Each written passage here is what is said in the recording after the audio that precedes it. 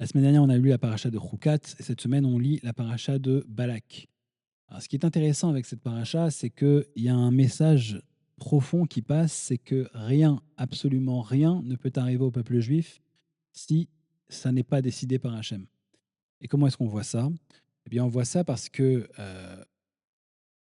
Bilham, Bilham qui est un sorcier, euh, sorcier euh, très impur, mais qui a des forces, qui a des capacités.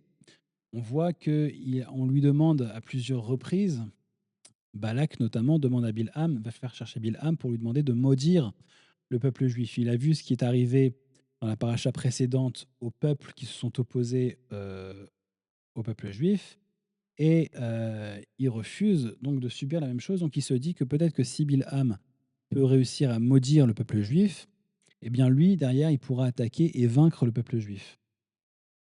Mais Bilham dit et répète à Balak qu'il ne peut pas maudire le peuple juif sans le consentement d'Hachem. Que c'est Hachem qui met dans sa bouche soit les brachot, soit les malédictions. Et Balak insiste. Il envoie à plusieurs reprises des messagers jusqu'à ce que Hachem finisse par dire à Bilham, bon bah vas-y finalement. Au départ, il lui dit non, tu n'y vas pas, tu ne peux pas maudire, tu ne peux pas y aller. Et puis finalement, il dit vas-y. Donc on voit que Bilham, donc envoyé par Balak, monte son âne et sur le chemin, alors qu'il va, il va pour maudire le peuple juif, sur le chemin se tient face à lui un ange destructeur, un ange muni d'une épée que l'âne voit, que l'ânesse voit, même si les commentateurs expliquent que c'est pas possible pour un âne de voir un ange, mais c'est pas possible pour un homme, c'est encore moins possible pour un âne. Bref, en tout cas, il le ressent, il est là. Et, par 3 fois, à 3 reprises, le passouk dit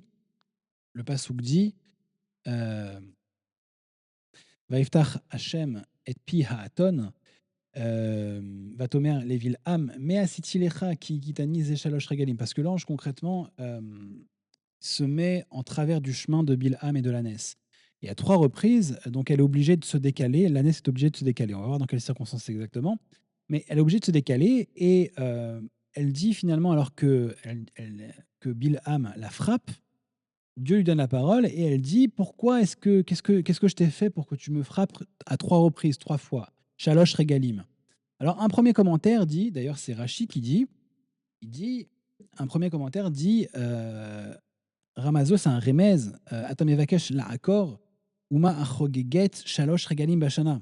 Comment est-ce que tu peux imaginer que tu vas pouvoir maudire un peuple, donc le peuple juif, qui, à 3 reprises, célèbre les fêtes de pèlerinage, les 3 fêtes, les Shalosh Regalim qu'on fête. Donc c'est une allusion dans la Torah à ça.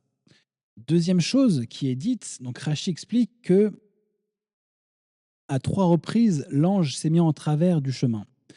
Et alors c'est un petit peu étrange. Il rapporte que dans le Midrash Tanchuma, on voit que l'ange s'est placé à 3 endroits successifs sur le chemin de l'âne et de Bilham. Et pourquoi? Parce qu'il a montré des symboles, les symboles des 3 patriarches, Abraham, Yitzhak et Yaakov. Alors, et Rashi n'explique pas plus que ça. Bon. Da'at Zekenim, lui, il dit il faut expliquer ce que dit Rashi au Passouk 26. C'est très étrange. Donc, il dit oui, effectivement, c'est ce qui s'est passé. L'ange s'est d'abord tenu dans un champ où il y avait la possibilité pour l'ânesse de passer à gauche ou à droite. Mais c'est un message pour Bilham, c'est un symbole, un signe pour lui dire tu peux maudire la descendance d'Abraham, mais par la gauche ou par la droite. Tu peux pas passer au milieu. C'est-à-dire que tu peux maudire par la descendance de Ishmaël ou tu peux maudire par la descendance de Ketura. Ketura, c'est après la mort de Sarah, on voit que Abraham se remarie avec Ketura. Certains commentateurs disent que c'est Agar elle-même qui revient, la mère d'Ishmaël, d'autres disent que non. Et donc, tu peux maudire soit par la descendance de l'un, soit par la descendance de l'autre. Très bien. Puis ensuite, la deuxième fois que l'ange va apparaître, va se remettre sur le chemin de Bilham, Ça va être dans un sentier qui a 2 murs et qui peut laisser passer 2 personnes côte à côte. Et donc l'âne est obligé de passer d'un côté ou de l'autre. C'est un symbole, un signe pour dire à Bilham: «Tu peux tout encore continuer à maudire la descendance de, Yitzhak, mais tu peux la maudire par Esav». Voilà, Yitzhak a eu 2 enfants, Yaakov et Esav. Tu peux pas maudire la descendance de Yaakov, tu peux maudire la descendance de Esav. Et enfin, l'ange se tient dans un endroit, qui ne laisse passer qu'une seule personne, donc l'ânesse ne peut plus passer. Elle s'effondre sous le poids de sous Bilham, et c'est là d'ailleurs qu'il va la tuer. C'est un signe pour dire à Bilham: «Tu peux, essayer tout ce que tu veux, je ne te laisserai pas, dit Hachem, je ne te laisserai pas, maudire la descendance de Yaakov». Donc cette paracha, c'est clairement un message pour nous dire, tu peux essayer tout ce que tu veux, il ne se passera rien sans qu'Hachem ait donné son assentiment, sans qu'Hachem ait dit: «OK, je valide ça». Et personne ne peut maudire le peuple juif sans l'accord d'Hachem, personne ne peut blesser le peuple juif sans l'accord d'Hachem.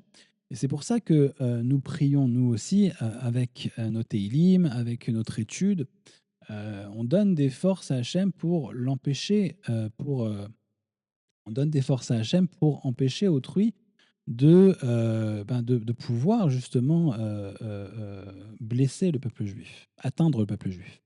Donc ça, c'est un des messages de la paracha de Balak. Et donc nous, comme d'habitude, nous prions pour que notre lecture des Téhilim, notre étude quotidienne de Torah, permette à Hachem de protéger la terre d'Israël, de protéger nos frères et sœurs en Eretz Israël, et qu'il fasse que le Mashiach arrive très très vite. À demain.